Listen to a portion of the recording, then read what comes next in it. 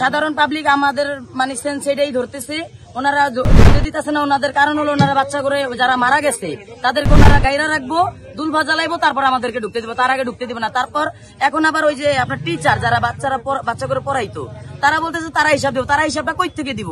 তারা নিজেরাই তো কদিন পর বলাইবো, কইবো কি যে নিখোঁজ হয়ে গেছে, এক একজনের কোনো স্টেশন নেই গা। ওনারা নিজেরাই তো নিজেকে খোঁজ রাখেন, আর বাচ্চাকে হিসাব কইতে দিব। যার বাচ্চা হারাইতে শেষে না বসতেছে কেমন লাগতেছে, ছোট ছোট বাচ্চা, আমার হোক আপনার হোক আরেকজনের হোক।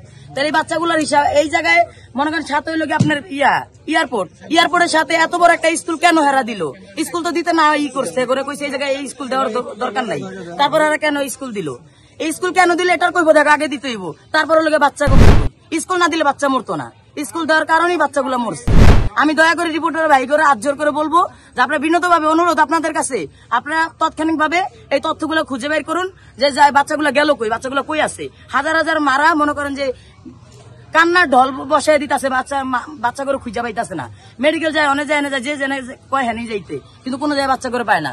আপনাদের এটাই অনুরোধ, আপনারা মনে করেন যে একটা খুঁজে বাইর করেন যারা বাচ্চাগুলো কি করছে, কোন জায়গায় গায়েব করছে।